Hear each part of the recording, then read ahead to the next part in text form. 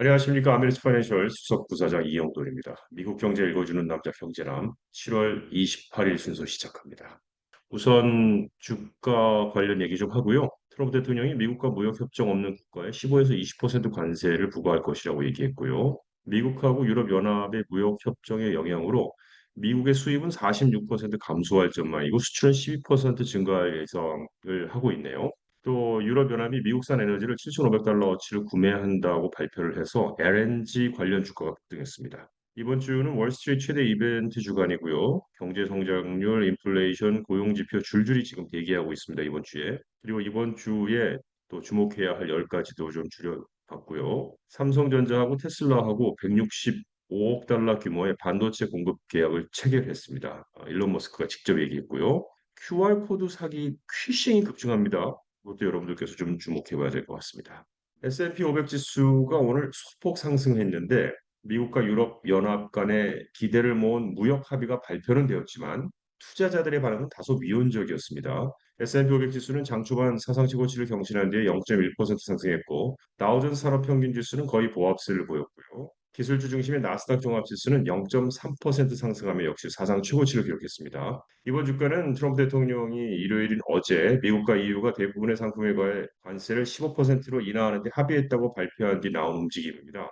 시장 심리가 점점 낙관적으로 가고 있지만 이번 무역 합의는 이미 예상된 이슈였기 때문에 사상 최고치에서 주식을 추격 매수하는 데는 주저함이 있다라고 분석되고 있습니다. 자, 거기에다 덧붙여서 오늘 미국과 별도 무역 협정을 체결하지 않은 국가들에 대해서 전 세계 공통 기준 관세율 15에서 20% 수준으로 설정하겠다고 밝혔습니다. 현재 그 스코틀랜드 턴베리에서 키어 스타머 영국 총리와 함께한 기자회견에서 전 세계를 대상으로 한 기본 관세는 15에서 20% 세가 될 것이며 그중 하나의 수치가 될 가능성이 크다고 말했습니다. 지난 4월 대통령이 발표했던 10%의 기준 관세보다 높은 수준이고 유럽연합과 또 일본과 체결한 15% 관세 협정과 유사한 수치로 보면 되겠습니다. 이번 발언은 8월 1일로 예정된 관세 시행 시한을 불과 며칠 앞둔 시점에서 나온 것으로 아직 미국과 무역 협정을 체결하지 않은 수십 개 국가에게 영향을 미칠 전망입니다. 트럼프 대통령이 유럽연합과의 무역 협정을 발표한 가운데 미국의 전체 수입이 향후 큰 폭으로 줄어들 것이라는 예측이 나오고 있습니다. 세계 경제 복잡성 관측소 Observatory of Economic Complexity에 따르면 이번 무역 협정에 따라서 2027년 미국의 글로벌 수입은 평균 대비 46% 2조 6,800억 달러 감소할 것으로 예측됐고 반면에 수출은 12% 1조 5,900억 달러 증가할 것으로 전망하고 있습니다. 이번 예측은 미국과 EU 간 협정만을 반영한 시나리오이고 8월 1일부터 적용될 전 세계 대상 관세 인상은 포함되지 않고 있는데요. 대통령은 이를 EU와의 협정에 따라 대부분의 유럽산 수입품에 대해 15% 관세를 부과한다고 발표했고 이 조치는 자동차를 포함한 주요 품목에 적용됩니다.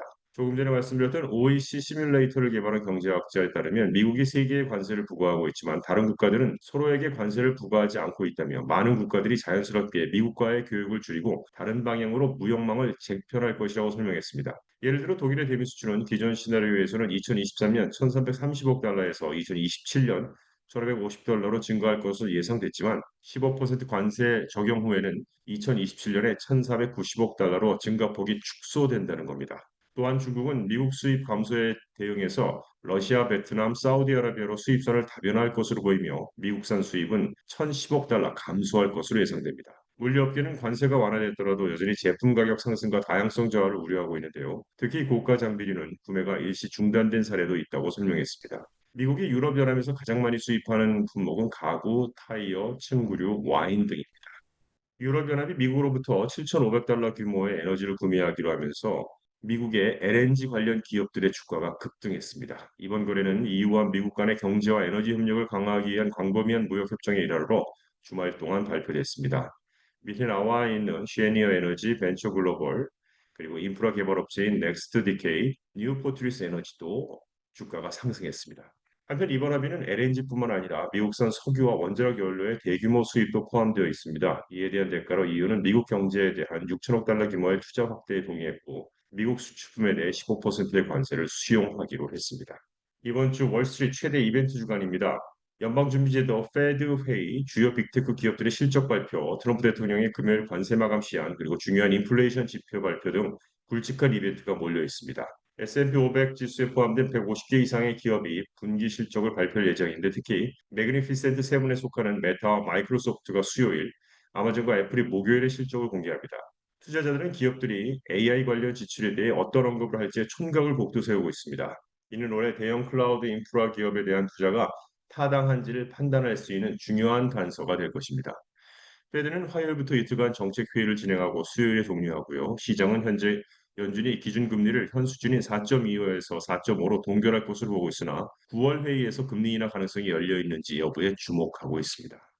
경제 성장률, 인플레이션, 고용지표 줄줄이 대기하고 있는데요. 오늘 경제지표 발표가 거의 없지만 이번 주 후반에는 매우 중요한 데이터들이 쏟아집니다. 수요일에는 상무부가 2분기 미국의 실질 국내 총생산, GDP 성장률을 처음으로 발표합니다. 다우존스가 조사한 경제학자들은 4월에서 6월 사이 연율 기준 2.3%의 성장률을 예상하고 있습니다. 이는 1분기 마이너스 0.5% 역성장 이후 반등하는 수치입니다. 목요일에는 PCE, 즉 개인 소비 지출 물가 지수가 발표됩니다. 고용 관련 데이터도 줄줄이 대기 중인데요. 화요일에는 구인과 이직 보고서가, 수요일에는 ADP 민간 고용 보고서, 목요일에는 신규 실업수당 청구 건수가 발표됩니다.